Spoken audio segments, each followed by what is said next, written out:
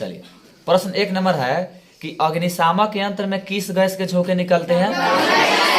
Carbon dioxide मतलब CO2। 2 number प्रश्न है बारूद में कौन सा पदार्थ होता है? बारूद में कौन सा पदार्थ होता है? सल्फर। ठीक है। 3 नंबर प्रश्न है माचिस के डिब्बा पर कौन सा रसायन लगा होता है? लाल फास्फोरस। बहुत ही बढ़िया, बहुत बढ़िया। चलिए माचिस के डिब्बा पर कौन सा रसायन लगा होता है? लाल फास्फोरस। ठीक है। चलिए अगला प्रश्न है 4 नंबर कि मोमबत्ती में मोम किस रूप में जलता है? मोमबत्ती में मोम किस रूप में जलता है? तो क्या हो जाएगा? मोम की वाष्प के रूप में जलता है। ठीक है। चलिए 5 नंबर प्रश्न है कि मोमबत्ती का धुआं किस रंग का होता है? सफेद। सफेद मतलब उजला। ठीक है। आगे है एक उदासीन परमाणु पर कुल कितना आवेश होता है? शून्य। शून्य मतलब 0। एक उदासीन परमाणु पर कुल कितना आवेश होता है? शून्य। चलिए बहुत बढ़िया। 7 नंबर प्रश्न है कि मोमबत्ती मुख्य रूप से किससे मिलकर बनी होती है? मोमबत्ती मुख्य रूप से किससे मिलकर बनी होती है? हाइड्रोजन और कार्बन से। बहुत ही बढ़िया। ठीक ठीक। चलिए 8 नंबर प्रश्न है कि निम्न में से कौन जंगल में आग लगने का कारण नहीं है? तो जो 4 ऑप्शन है उसमें से सही ऑप्शन आपका है शेर की दहाड़। क्योंकि शेर कितना हो दहाड़ेगा तो जंगल में आग थोड़े लग जाएगा? नहीं। चलिए अगला आपका 9 नंबर प्रश्न है कि एक बादल से दूसरे बादल पर आवेशों के हस्तांतरण को क्या कहते हैं? त्वरित। त्वरित कहते हैं? नहीं, बिजली हमनी के भाषा में ताड़का कहते हैं। चलिए 10 नंबर प्रश्न है इलेक्ट्रॉन पर कैसा आवेश होता है? इलेक्ट्रॉन पर कैसा आवेश होता है? ऋण आवेश। चलिए अब आगे 11 नंबर प्रोटॉन पर कैसा आवेश होता है? उस पर धन आवेश होता है। समझे? धन के मतलब प्लस और ऋण के मतलब माइनस। 12वां प्रश्न है यूरिया में किन तत्वों की अधिकता होती है? नाइट्रोजन। यूरिया में किन तत्वों की अधिकता होती है? नाइट्रोजन। चलिए बहुत बढ़िया। अगला प्रश्न है एक फलदार फसल के नाम बताइए। नींबू। चलिए आपको एक ही बताना था, नींबू। बहुत ही बढ़िया। एक फलदार फसल के नाम बताना है तो क्या हो जाएगा? नींबू। हो गया। मतलब एक फलदार यानी कि फसल होना चाहिए जो फल धरे, अनाज वाला नहीं। इसे में चावल होता है, दाल होता है, गेहूं होता है, ये सब अनाज में आएगा। लेकिन ये क्या है कि फलदार, फल वाला। तो आपको एक ही बताना कि एक फलदार फसल का नाम बताएं। चलिए लिखे तब क्या बताएं? नींबू। और भी हो जाएगा। चलिए अगला 14 नंबर प्रश्न है कि ऋतु के आधार पर कौन फसल कम प्रचलित है? ऋतु के आधार पर कौन जो है वह मिश्रित फसल, ऋतु के आधार पर कौन फसल कम प्रचलित है? तो वहां जब मिश्रित फसल। मिश्रित फसल के मतलब होता है कि एक ही खेत में 3-4 किस्म के पौधा को लगा देना। बात समझे? जैसे देखेंगे दलहन दाल बोआता है तो उसमें लोग बांग्ला लगा देता है। उसके बाद में उसमें लोग क्या लगा देता है? सरसों लगा देता है, तोरी लगा देता है, तीसी लगा देता है। देखे है ना? अभी जो है, अभी जो मिश्रित फसल में एक और चीज है कि सब लोग के खेत में गोभी रोपा रहा है। तो गोभी रोपा रहा है तो गोभिये में लोग एक पाटो काफी कर रोप दे रहा है, आलू रोप दे रहा है, और कुछ लोग मरचा रोप दे रहा है। तो मिश्रित माने मिक्स करके, बात समझो, में 2-3 गो लगा करके। है ना समझ में? चलिए आगे है कि बिहार में विनाशकारी भूकंप कब आया था? 1934। बहुत बढ़िया, बहुत बढ़िया। ये 10वां से क्वेश्चन है। बात समझे? प्रश्न जो है 10वां का, बिहार में विनाशकारी भूकंप कब आया था? 1934। ठीक है। और गुजरात में विनाशकारी भूकंप कब आया? 2001 में। देखा है इसमें से कोई? हाँ हाई देख ले बा। 2009 के जन्म है, देखिए ले लो। गुजरात में विनाशकारी भूकंप कब आया था? 2001 में। चलिए आगे 17 नंबर पढ़ते हैं। 17 नंबर प्रश्न है कि फलदार पौधे को पानी देने का सबसे अच्छा तरीका क्या है? ड्रिप तंत्र। ड्रिप छिड़क कर पानी देना। बात समझे? ड्रिप तंत्र। चलिए 18 नंबर प्रश्न है कि फसल कटाई करने वाले यंत्र को क्या कहते हैं? हार्वेस्टर। फसल कटाई करने वाले यंत्र को क्या कहते हैं? हार्वेस्टर। एगो हमने के जो हाथ से काटते उसका नाम होता है हंसुआ, और मशीन से काटा जाता है उससे नाम होता है हार्वेस्टर। चलिए आज जिससे हम अनाज को दाग कर निकालते हैं, यानी कि जिस समय हम धान और गेहूं को दामते हैं उसे क्या कहते हैं? हडम्बा। कथी कहते हैं? हडम्बा। बात समझे? चलिए 19 नंबर प्रश्न है कि रबी फसल किस ऋतु में काटा जाता है? ग्रीष्म ऋतु में। ग्रीष्म ऋतु मतलब मार्च से अप्रैल के महीना में। ठीक है, चलिए खरीफ फसल को किस ऋतु में काटा जाता है? शीत ऋतु, मतलब नवंबर और दिसंबर। चलिए 21 नंबर प्रश्न है कि कोकीन से कथी है? कोकून से कौन सा धागा निर्मित होता है? रेशम का। चलिए 22 नंबर प्रश्न है मैरिनो ऊल का उत्पादन कहाँ होता है?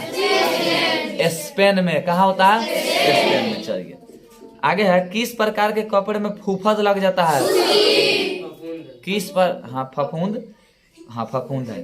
काहे से लिखा है? किस प्रकार के कपड़े में फफूंद लग जाता है? मतलब भुअरी। भुअरी नहीं देता है, सूती कपड़ा के दीवार पर टंगेगा ना तो दीवार से शॉर्ट करके उसमें सब भुअरी भुअरी लगेगा कि पूरा दही सड़ के गोबर जैसे इस पर लग जाता है भुअरी। उसे क्या कहते हैं? फफूंद। किस कपड़ा में?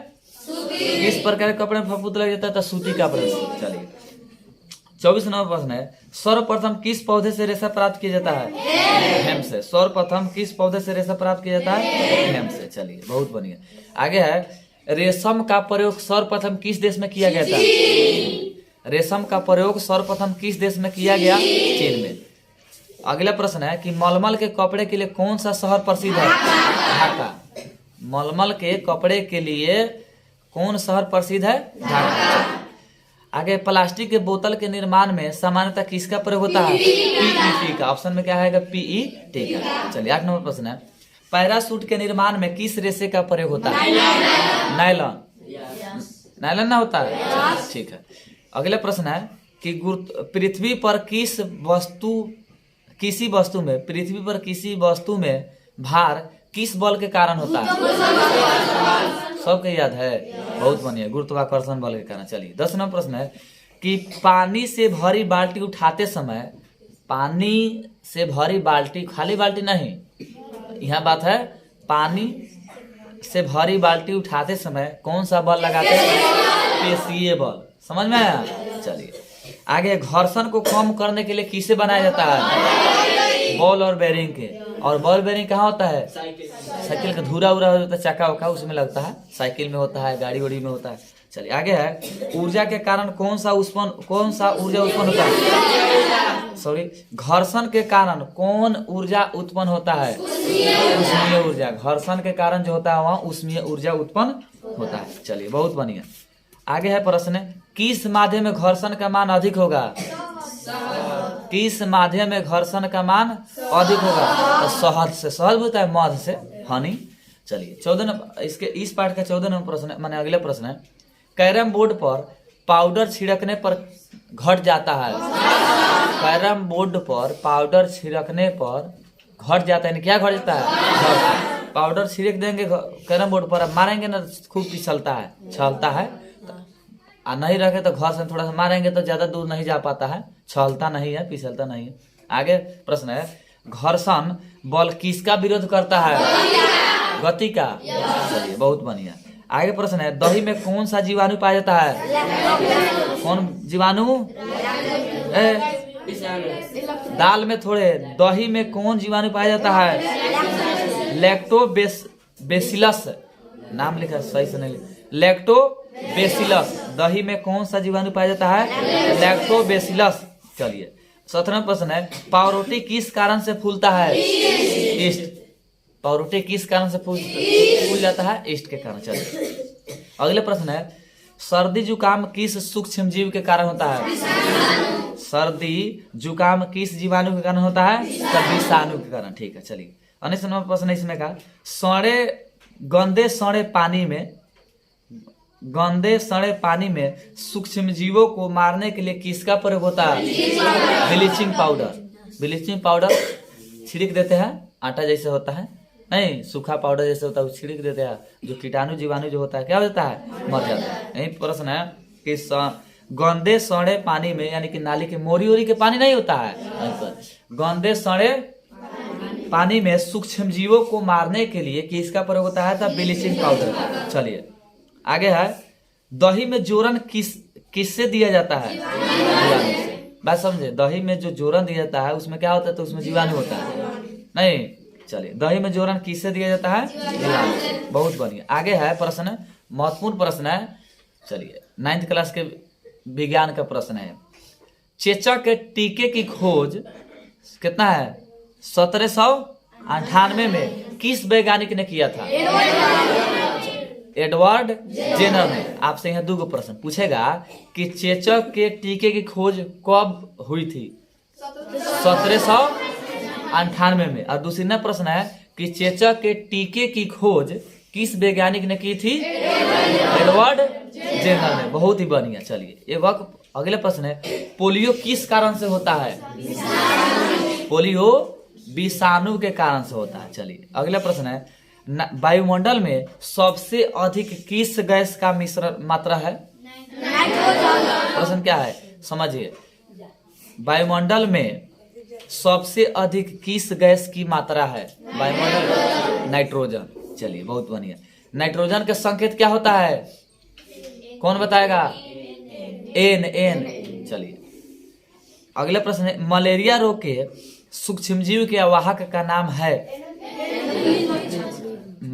मलेरिया रोग के सूक्ष्मजीव के वाहक का नाम क्या है? एनोफिलीज मच्छर। चलिए, यानी मलेरिया जो रोग होता है एनोफिलीज नामक मच्छर के काटने से होता है। बात समझे?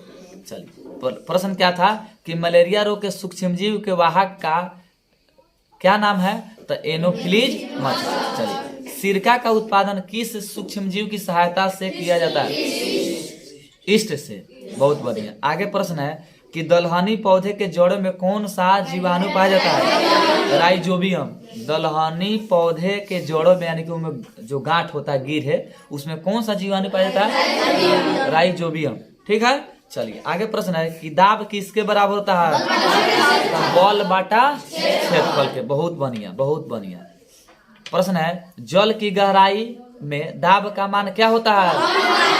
जल की गहराई में दाब का जो मान होता है वो क्या होता है? कम हो जाता है। बात समझे? चलिए, अगला प्रश्न है, वायुमंडल का फैलाव पृथ्वी से लगभग कितने ऊपर तक है? वायुमंडल का फैलाव पृथ्वी से लगभग कितने ऊपर तक ले है? 800 किलोमीटर। किमी मतलब किलोमीटर, किलो शॉर्टकट में दिया। चलिए, अगले प्रश्न है, वायुमंडल से ऊपर की ओर जाने पर दाब क्या होता है? वायुमंडल से ऊपर की ओर जाने पर दाब क्या होता है? कम होता है। बहुत बढ़िया। चलिए, आगे प्रश्न है, बैरोमीटर क्या मापता है? बहुत बढ़िया। वायुमंडलीय दाब को। बैरोमीटर क्या मापता है? तो वायुमंडलीय दाब को। बात समझे? चलिए, अगला प्रश्न है, द्रव का दाब किस दिशाओं में होता है? कौन नहीं बोल रहा है? बबलुआ बोलो तनी। कौन बोलता रहा? द्रव का दाब किस दिशा में होता है? सभी दिशाओं में। चलिए, बहुत बढ़िया। आगे है, प्राकृतिक गैस का मुख्य घटक क्या है? मीथेन। प्राकृतिक गैस का मुख्य घटक मीथेन। चलिए, अगला प्रश्न है, किसी पदार्थ की ज्वलन के लिए किस गैस की आवश्यकता होती है? पदार्थ को जलावन के लिए मतलब जलाने के लिए, ज्वलन के लिए मतलब जलाने के लिए, कोई भी पदार्थ हम जलाते हैं तो उसमें जलने में कौन सा गैस सहायक होता है? मतलब किस गैस की आवश्यकता होती है? तो ऑक्सीजन गैस की। आगे प्रश्न है, कोक में कितना कार्बन होता है? 90%। बहुत बढ़िया, VVI प्रश्न है। कोक में कितना कार्बन होता है? 90%। चलिए, अगला प्रश्न आपका है कि काला सोना किसे कहते हैं? पेट्रोलियम पदार्थ को।